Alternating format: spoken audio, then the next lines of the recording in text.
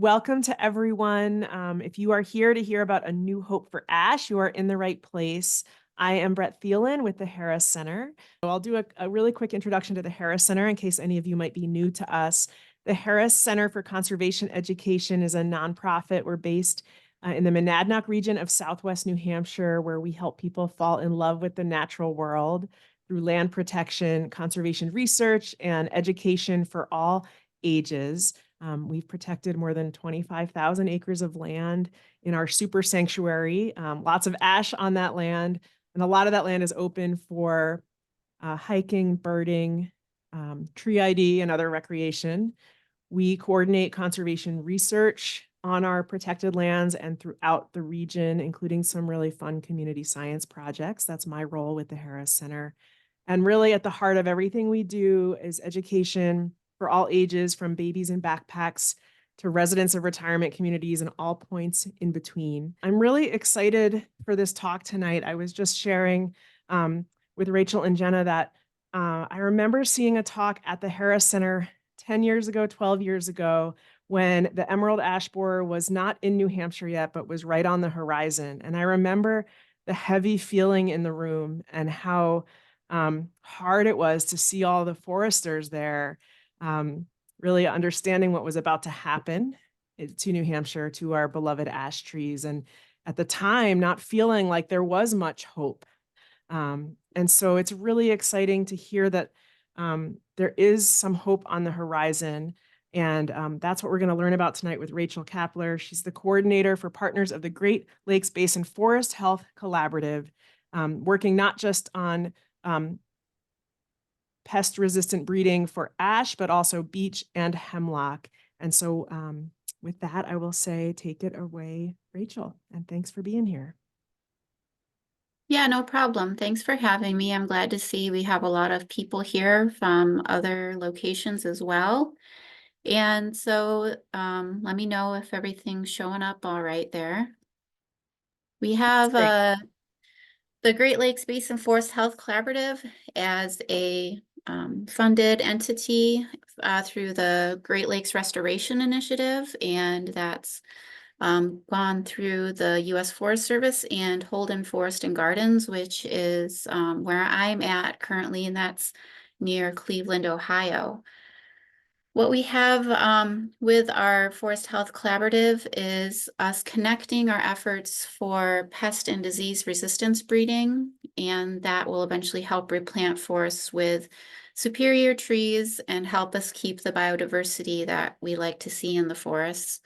Our main trees, like you said, we have emerald ash borer. Here's a picture of the larva before they turn into the bright green beetle. American beech trees, we have beech bark disease, and in the Ohio area and some other locations, a little bit of New Hampshire, I'm looking at my map, some beech leaf disease, and hemlock woolly adelgid, which has been around for a long time, but is a very tricky insect plant connection for us to find that resistance within them, but we're still looking. So a part of my job as the coordinator is I'm making sure that various people, entities, organizations that want to have some sort of activity that's involved with pest and disease resistance breeding can find others that are also interested in that as well and work together and collaborate better on a larger scale. And I do that through networking, presenting items of interest, not only to the public, but to other organizations or at meetings, and helping others understand what goes on with resistance breeding, all the different questions one might have as to what you do for that, how long it takes, etc. And I'll go through some of that today and how we got there. And I do a quarterly newsletter for our Forest Health Collaborative to try to keep people up to date on what is new and what's going on there. We have tonight a chance to talk about ash trees, Fraxinus, the genus, and I just want to give everybody a quick overview of what we're looking at here. With these trees, you'll see that the bark is pretty uniform in its pattern, and it has a bit of a gray tint to it, if you ask me. And all of the, and the easy way for me to know is that all of the branches coming off of the tree are opposite.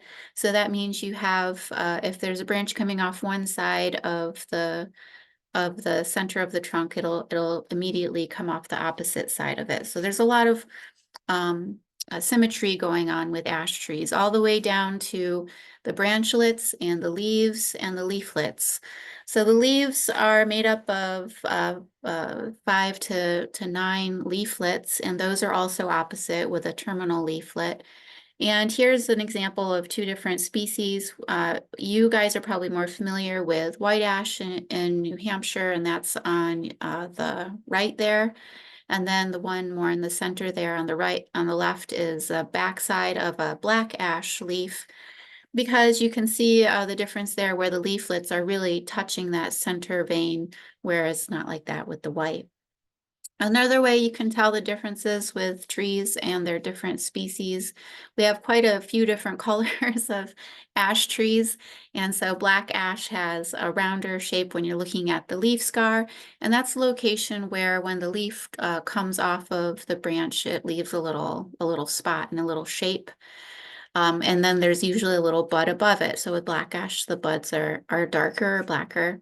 White ash has a leaf scar that looks a little bit more like a smile or a banana shape. It kind of hugs the brown bud. And then with green ash, we have more of a shield shape or a sideways D-shaped leaf scar that is there. But with blue ash, I really don't even need to look at the leaf scar because it has a square twig shape. So once you get down to that small looking shape, it's actually got little sides to it. And of course, the seeds are going to be all different as well. And all of those seeds, they're kind of lined up for what species is above it. When we're looking in in New Hampshire, it looked like most of you guys are dealing with a more of a white ash habitat, but we do find that green ash and white ash can be in the same locations as well. And when talking about emerald ash borer, or EAB, we're looking at a beetle that has come over here from Asia and is specifically only eating off of and laying eggs on ash trees. With this map, we have an idea with the different color variations of where it started and how it spread across the country. You have the main center of entry point being the Detroit, Michigan area.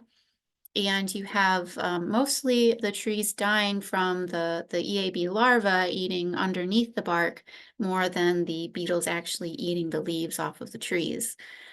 When we're looking a little bit more closely at New Hampshire, I wanted to be a little bit more focused for you guys. You can see that over the timeline, you have had a significant portion of the state impacted, but there are some locations that are relatively new with the infestations, and some areas up in the north that haven't had any for sure yet. Although you might have some different kind of topography up there where ash isn't really a dominant species within the location. But I'm willing to bet that that location where we have the more orangey red color is an area of high commerce and people. So we end up with a situation where the beetle is spread across the region, and ash trees range is basically across the entire eastern region of North America. While we expected that, a lot of the trees were dying and that all of them were going to be gone, we've noticed that with the research, the Forest Service research and monitoring programs, that there were some remaining. So we had called them lingering ash trees. And how this started was in Ohio, the Forest Service had put up monitoring plots in natural areas. They're small little circular plots that let them see how quickly the trees were dying, what kind of symptoms they were showing, and if there were invasive species starting to grow there because they were gone, or if other trees were going to come in afterwards. And you can see with the picture on your left there, we have a downed tree with a lot of new grasses coming in. These pictures are all taken in wet forests or floodplain forests because that's where I was working at the time, and that's the kind of habitat we had a lot of ash in over in the Toledo, Ohio area. You can see that little brown creature there in that picture, that we have a deer there, with a lot of canary reed grass, which is an invasive grass. So we did see that happening, but in the center picture, all of that low-lying green vegetation on the ground, a lot of that are ash seedlings. So we also did see that there was going to be a second flush of ash trees that would be trying to come up in the wake of other trees dying. And then on our walks from our plots to plots, it just so happened that we realized that every now, just one time, that's an ash tree that's still alive and it's large. And so there's a picture of one on the right side there next to the creek that's just about flooded. And because of that, we were like, well, this is weird. So we called them lingering ash trees, and I wanted to see what was going to happen to them. So Kathleen Knight at the U.S. Forest Service is a researcher who took on an extra step with that, and instead of just monitoring in the plots, the location that we found the lingering ash tree, we took a longer time to search the area and to track them with tags, measure them, and take other data on their conditions over time to see just how long they would live. And from there, they ended up taking samples from these trees to get some clones copied and see if there were any other interesting things they could find out about them. With that research and long-term ability to survey those trees again and again, they were able to come up with a definition for lingering ash trees and what makes them, probably a survivor from EAB. And that, of course, they're still remaining healthy, but also that they're a mature tree, and that area that they're living in has also been infested a long time with EAB. So that many or most of the other trees have already perished from EAB. And that gives you, the real knowledge to know that, well, this is not because EAB has eaten all of the large trees and now this is the new generation. No, this is one that was there previously and is still surviving even though EAB is present. So my role in this is to make sure that people understand what we're talking about when we're talking about lingering trees, how they can identify them and report them. And then I assist with taking that information, prioritizing the trees, and letting the Forest Service know so that they can figure out sample collection logistics. And what they do with those samples, which is basically the end of the tree branch, is they're able to do grafting. And we do hot callus grafting. That just means that you add heat to the place that you grafted the trees together. And grafting is commonly what people would do if they're making sure that they have a specific tree they want as a street tree cultivar, or it happens a lot in fruit orchards where they want to add new branches to their apple trees per se. In our case, we want a clone of the tree that we found in nature to see what is going on with it and why it's still surviving. And so in this case, you can see in the center picture, after we've made that cut into the same tree species, we get a growing ash tree in a pot, and we make a cut on it to remove its top parts. And instead of that, we have the new top parts being what we found in the forest. And then we add some heat to it, and that's with some regular orange heating soil cables. And it allows us to keep that cut insulated while it heals so that we have a greater chance of the grafting unit to survive, which is important because when we're dealing with a stressed out tree that's out in the forest that has EAB, it can make it more difficult to keep that graft alive and going through the process. Once we had that, the Forest Service had that sort of method figured out, They were able to figure out also how can we know that these trees from the forest are actually fighting back against EAB. There was a lot of research that went through that, and it's more than just this test here. But this is the test that showed the best option for them to know that the tree indeed is having some reaction that is positively getting rid of the EAB that get on them. So in this case, we call it the EAB bioassay, and that's where after grafting copies of the forest tree, we get multiple copies, and each of those trees will be grown up to till they're about 4 to 6 feet tall.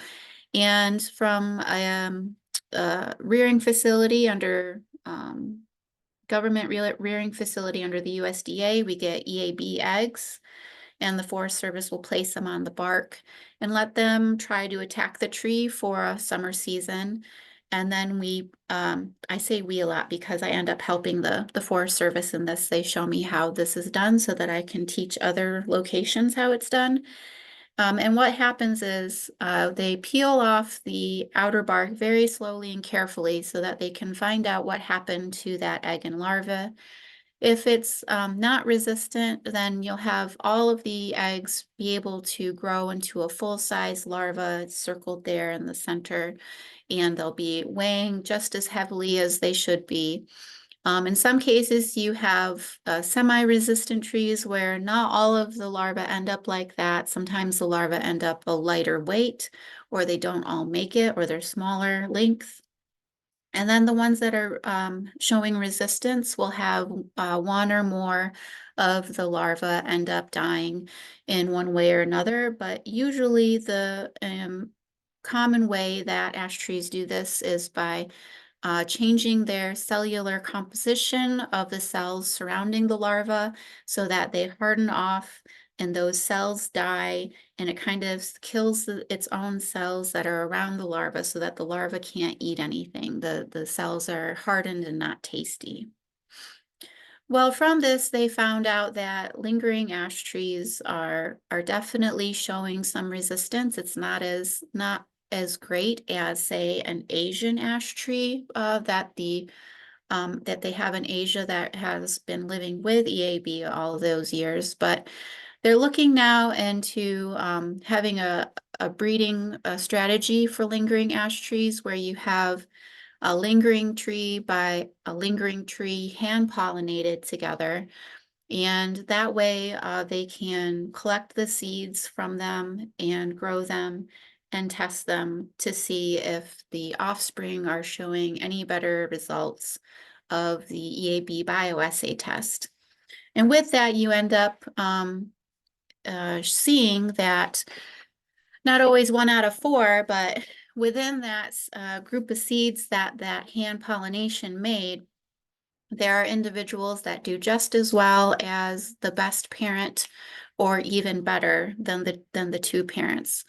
And from that gives us hope that we'll be able to do some traditional tree improvement breeding with taking on that additional EAB bioassay test to select the best progeny that are able to fight against EAB and put them into what we call a 2nd-generation seed orchard because we'll take that 1st generation of best trees and put them together in an orchard, let them open pollinate, wind pollinate between each other.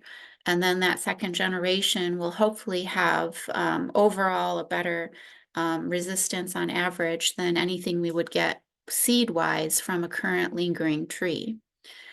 And we're looking to do that not only in one area, but across the region where we find ash trees. So we'll produce trees that have an increased defense against EAB, but also have genetic diversity from the locations that they were originally found in, and can then be adapted to other things that their home location had. I'll get into that a little bit more later. But in order to get this done, it takes a lot of work. It takes a long time. And currently they're working more on testing and selecting the best progeny from that first generation and haven't really gotten to a second generation seed orchard yet. They're also, the Forest Service is working on ways to get propagation to go faster. So growing a tree from seed can take a long time, and grafting is something that you would like to do on slightly larger trees.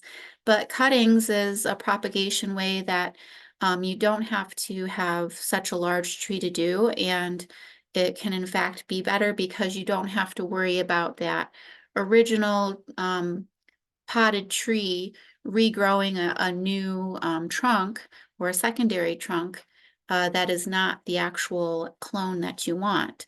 So in this case, this is Julia at the Forest Service, and she's been helping her coworker Aletta with a way to take the leaf of an ash or new growth of the ash and trim it and apply rooting hormones to it and putting it in some perfect greenhouse conditions for it to make its own roots straight from one tree, making a copy of another tree, which can be pretty difficult in some trees more than others. And so it's been a little bit of a challenge, but the research is getting there with green ash, and they're working out to see if it can be replicated with other species of ash trees as well.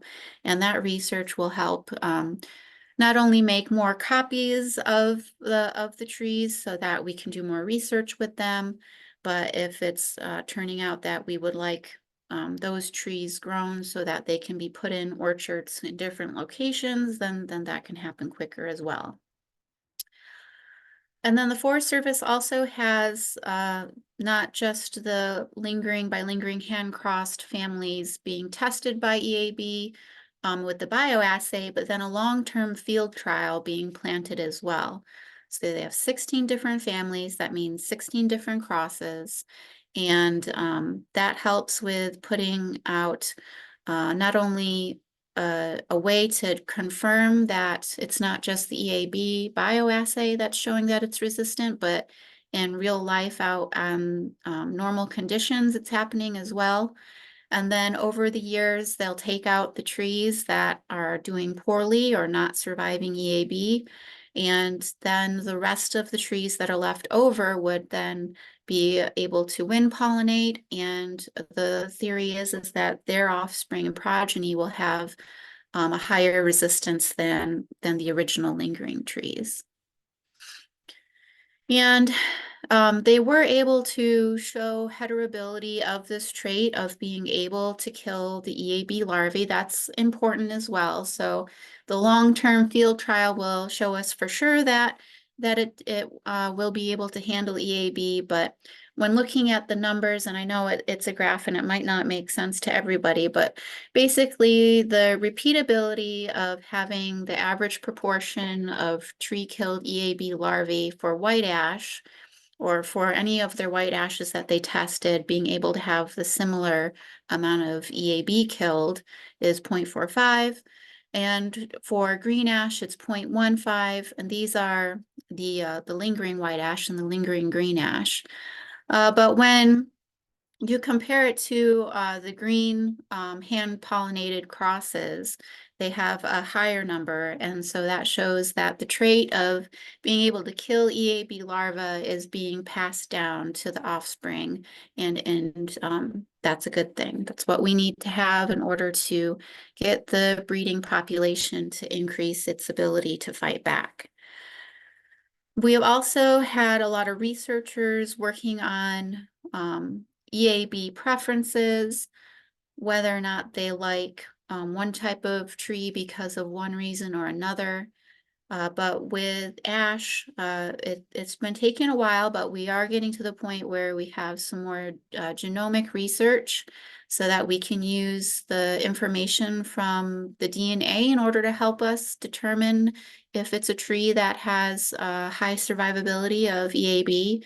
And this paper just came out recently where with green ash, they were able to decode the DNA, associate it with the chromosomes, get the assembly complete, and then also identify locations on the chromosomes that had to deal with things like the date of bud burst every spring, the leaf color, the survivability from EAB, or more likely the ability to fight off the EAB larva, and the height of the tree. So being able to know that gives us a place to start with seeing if we look at the DNA from all of the trees we've done EAB bioassays on, to note that, you know, it all matches up. This is the gene that we want to look for in order to keep it having a higher than normal resistance to EAB. But of course, more research is needed. We've only have this for green ash. We don't have it for the other ash species. And we need to confirm that those are, you know, they might not be the only locations on the chromosomes that have something to do with EAB resistance. It's usually more complicated than that. So we've talked about finding the lingering ash trees, cloning them, getting them into a breeding program. And once that happens, we want to plant more resistant orchards. And usually when we're planting these trees, you see them in our nice rows here. They're all fenced around the outside, of course, because unfortunately deer think they're very tasty and also like to rub their antlers up upon them. But they also will help us not only with having trees and tree seeds available that are from trees that are slightly more resistant. They function as our long-term test to make sure that what we're finding is correct. And they also can be of different types. So we haven't really come across a final one location resistant orchard ready to go for open pollinated seeds. But we do have other types. So usually in locations, we start off with a lingering clone planting. So all of the trees here that you see are here at Holden, and each tree is a clone from a lingering tree in the forest. Then we had those orchards from the Forest Service, where all those trees are the offspring from the hand-pollinated crosses. And we're hoping that eventually we'll have good enough trees within the planting that we can just have open pollinated progeny. So far, there are mostly lingering clone orchards, and we're just getting them started in new locations. Originally, all of our Forest Service work has been done with a lot of the ash trees from the original locations of EAB destruction, such as southern Michigan and western Ohio. And so now we have one started at Cornell in New York and at a federal nursery in southern Wisconsin, and Michigan State Nursery planting as well. Of course, that was also for more of the original tree species that were impacted. And then finally, we're hoping that we'll have a time where we just collect the seeds from these orchards that have a preferable trait for our ash trees and be able to use them to give out and grow for forest restoration. And so we end up with future research coming on where the family crosses or the ash plantings have their progeny been grown up long enough that they're able to open pollinate with each other. And so we have to test those out and see how they do, not only in their original location, but potentially in some different locations that are within the same seed zone that will help out. And then we do have just a handful of forest restoration experimental plots in Michigan to see how these trees do in the woods. But we are looking at all of this stuff, mostly coming from, again, the Michigan, Ohio area. And we'll go from there and try to take these 6 steps to other locations that will have slightly different locational differences with their ash tree populations and get the same process underway. So we need to increase it across different locations in Eastern North America, and we're starting those new locations now in New York.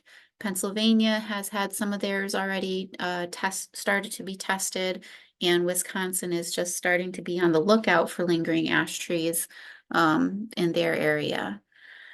With that, we have also been able to have the collaboration turn into something a little bit different as well, more on the New York and New England side of things. Tree Species in Peril is a project from the Nature Conservancy that's working on the same workflow that I work on, but with different partners, and working a little bit more on DNA analysis and a bit more on ways that we can get range-wide citizen scientists or scientists using apps in order to help us gain information about trees that are out there that we need to find, so that we can have them thriving in plots over time.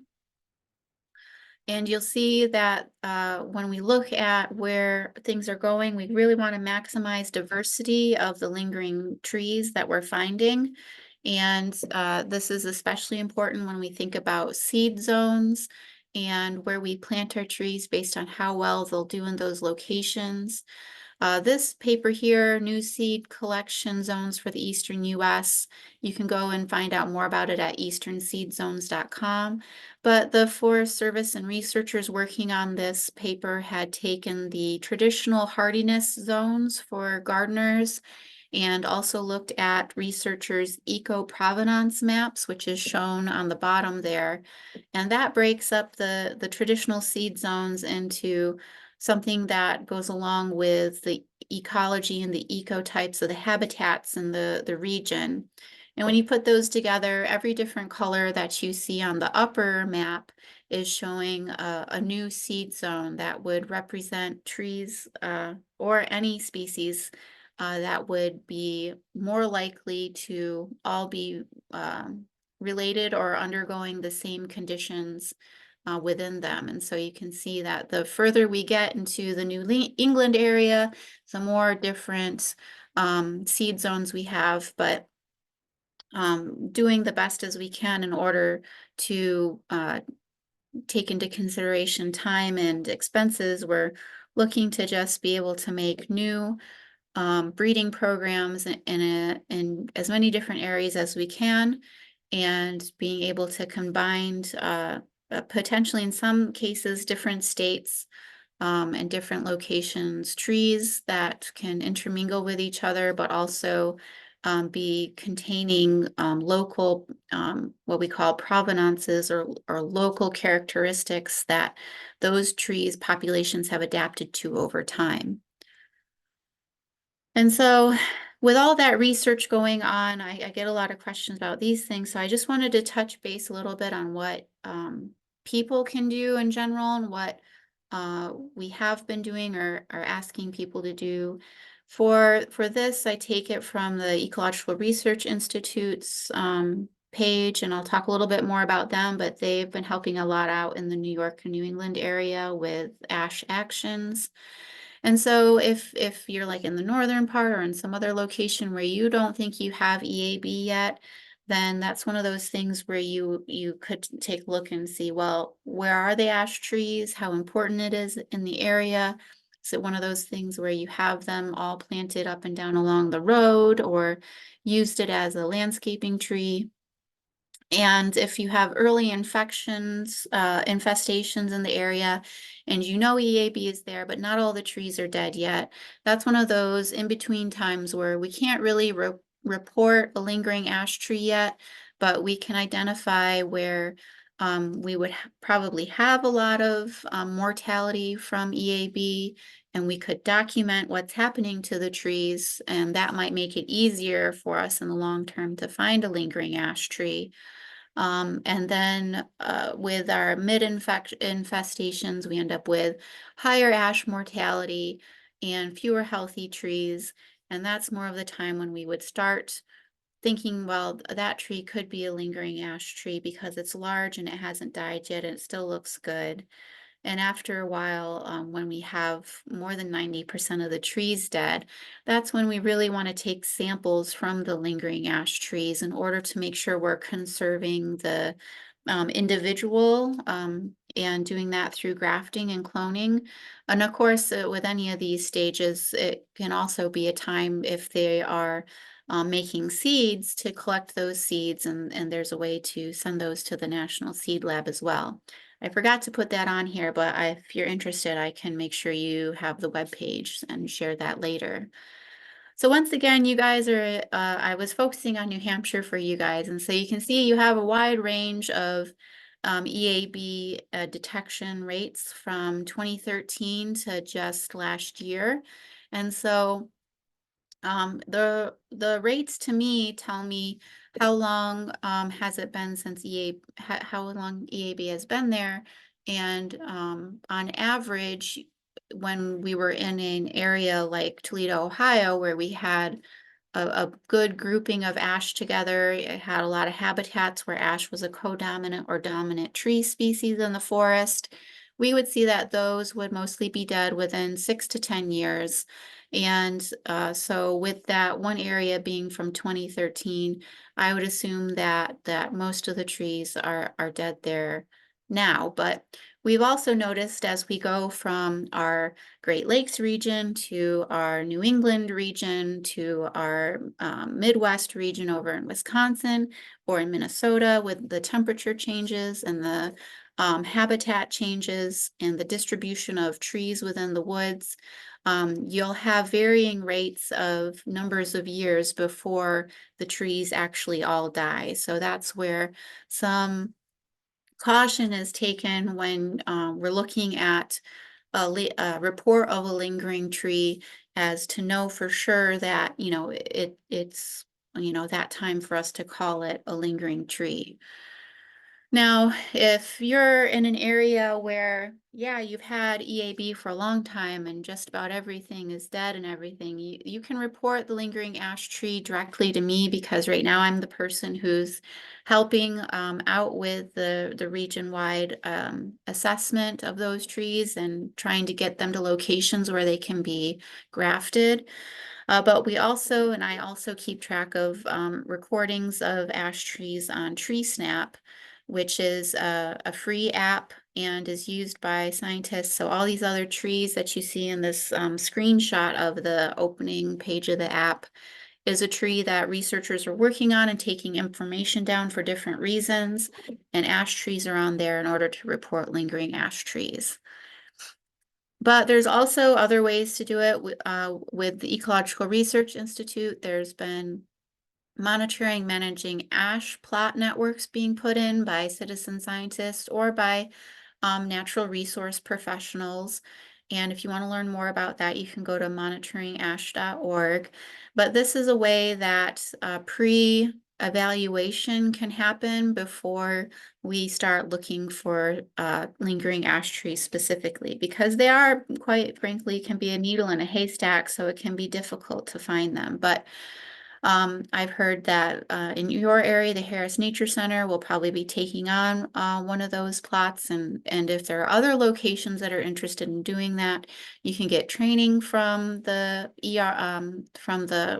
co-founders of this process.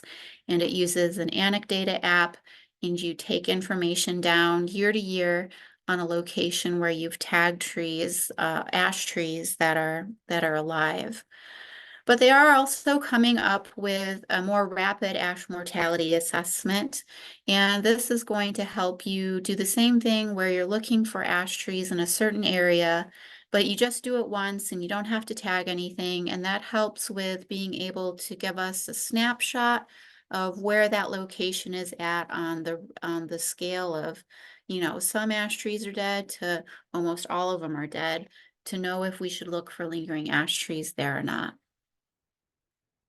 So far, the Managing and Monitoring Ash, or we call it MAMA, has already been able to find some lingering ash trees in New York, And those are the first east of PA. It's taken a bit longer, the further we get east for us to see lingering ash trees.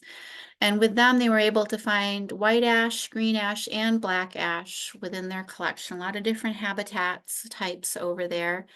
And here's a picture of a few of them here. And all of these were able to take the scion. The scion is basically our technical term for our branch sample that we're going to be grafting. And those are going to Cornell in order to have that happen and have them planted for future research. Some of the things that keep people from being able, not knowing what they should do when they're on the apps and trying to report something. Two of the most important things is to know like how healthy is the tree, and they give you a 1 to 5 scale on that. And when we're looking at lingering ash trees, when there's a lot of other trees already dead and dying around it, we want it to be at least a 3, but it should be more like a 1 or a 2. 3 is like a halfway point where we're ending up with less leaves. 4 is where you have less than half of the leaves coming out and being there at the end of the summer. And 5, you have nothing at the top. The other thing that people worry about is, well, I don't know what size the tree is. And what we usually ask for is the diameter. And you can do that with any sort of rope measuring device in order to get the circumference and divide it by 3.14.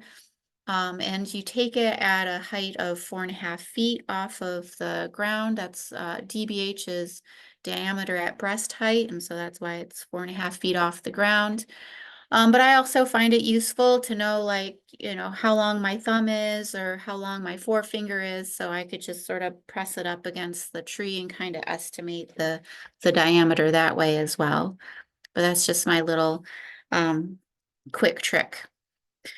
So in summary, we have our invasive pests, we have invasive diseases. They're coming in and they're creating severe problems for trees that are not used to seeing this kind of pest or disease because they're not native.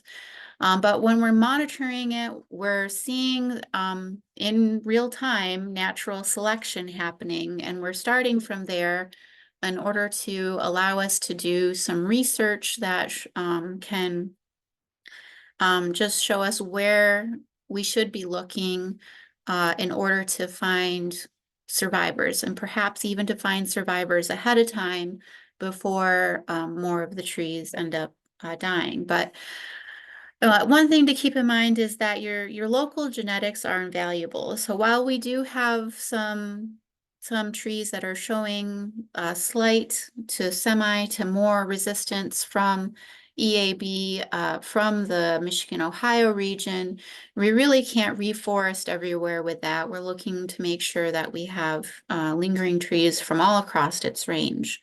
And we're seeing that our current efforts, the future forecast of this is looking good. We have a lot of people interested in it across the range, and we're having a lot of people get together and do their little parts. It doesn't have to be the whole breeding process, but they just take on an activity that helps us get one step closer to getting more lingering ash trees into the breeding program. So I gave some time for questions. We can go over other things, but please take down my email address or the Monitoring Ash email address if you're interested in learning some more about finding lingering trees. And if you're in other locations where EAB's already caused a lot of trouble, Tree Snap app should be able to help you with that in finding a way to report it to me if you forget my email.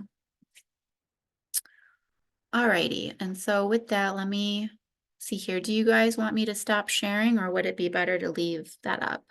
You can leave it up. That way if folks want to take any notes on some of that. Sure.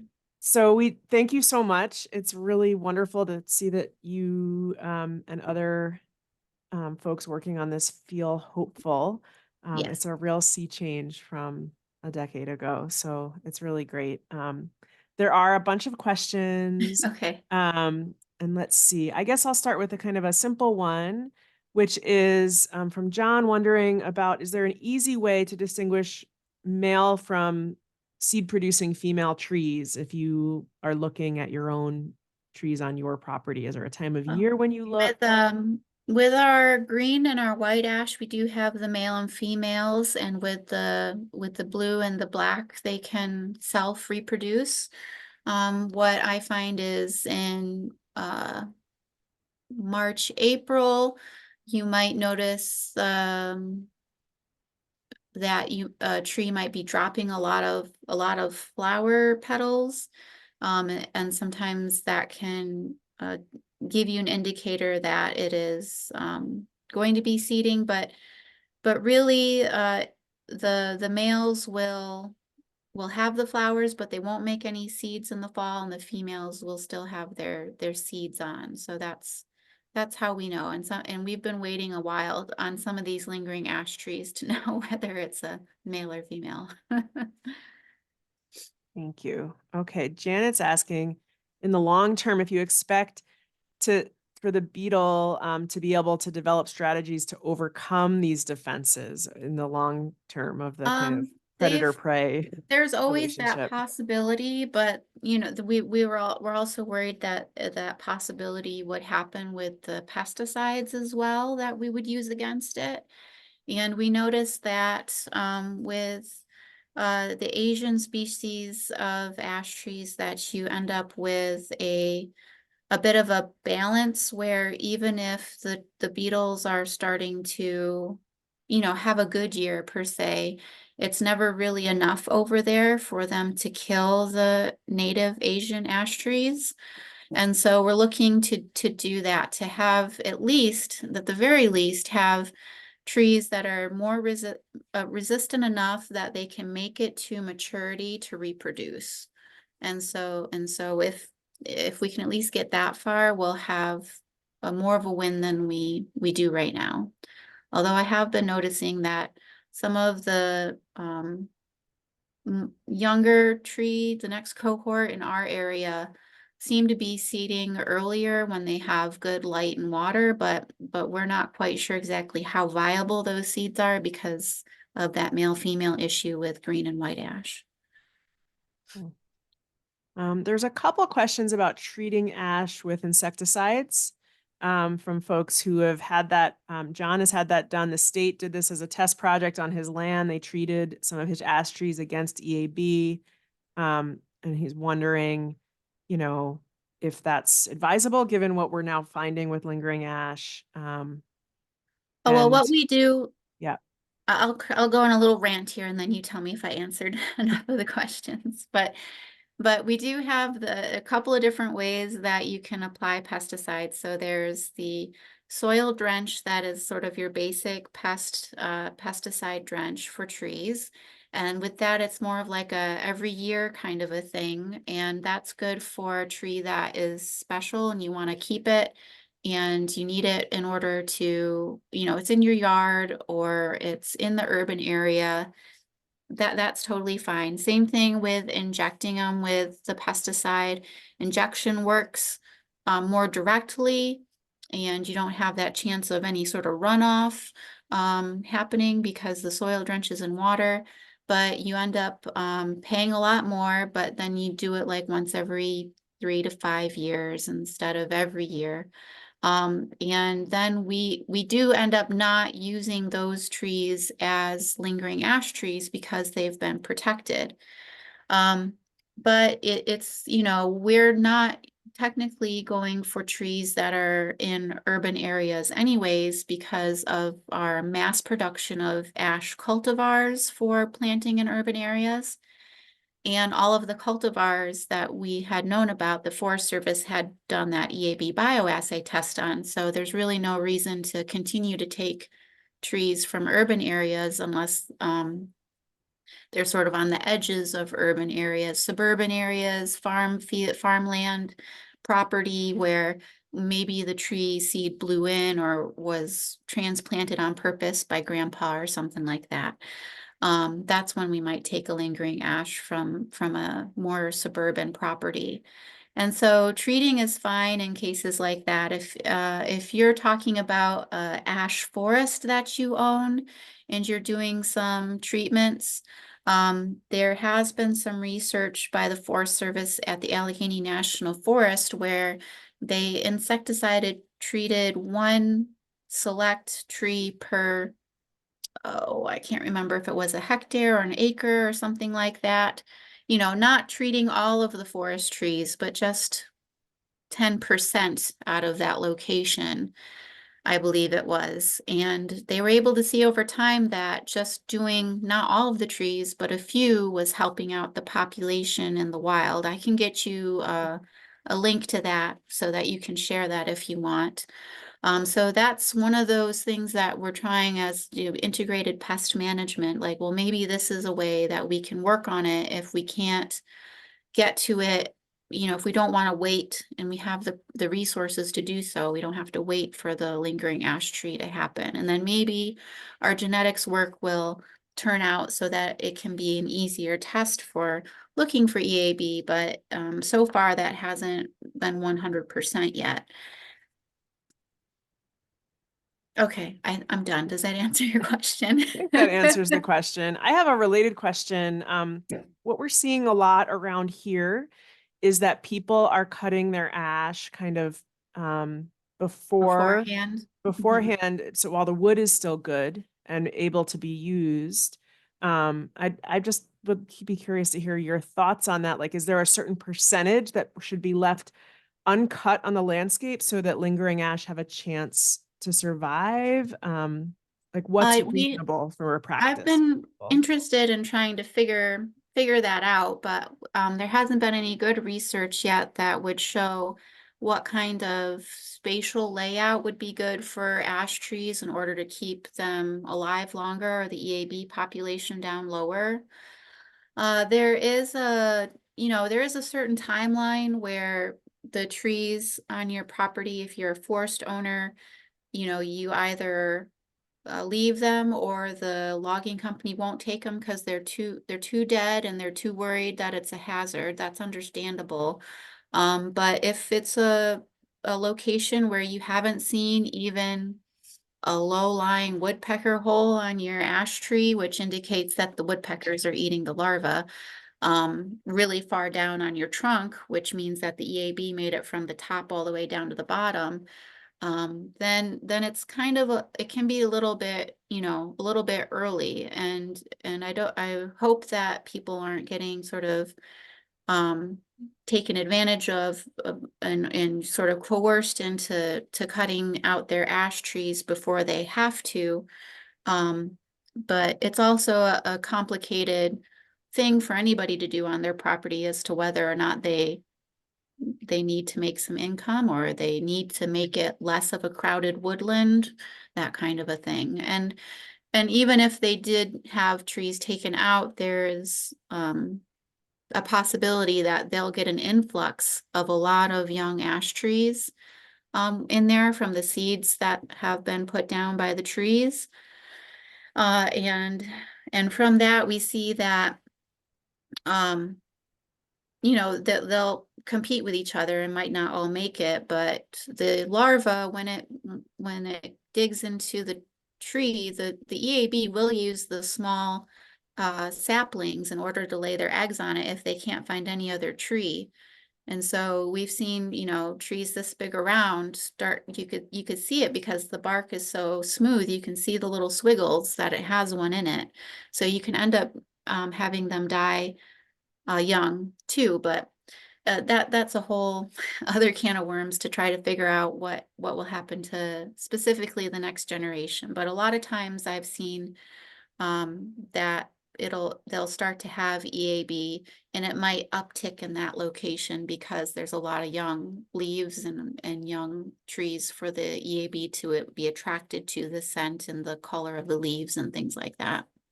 Hmm. So Wow. yeah, there's no real right answer, but it's good to think about when you're doing it. Like, can you wait for ecological reasons before you do it?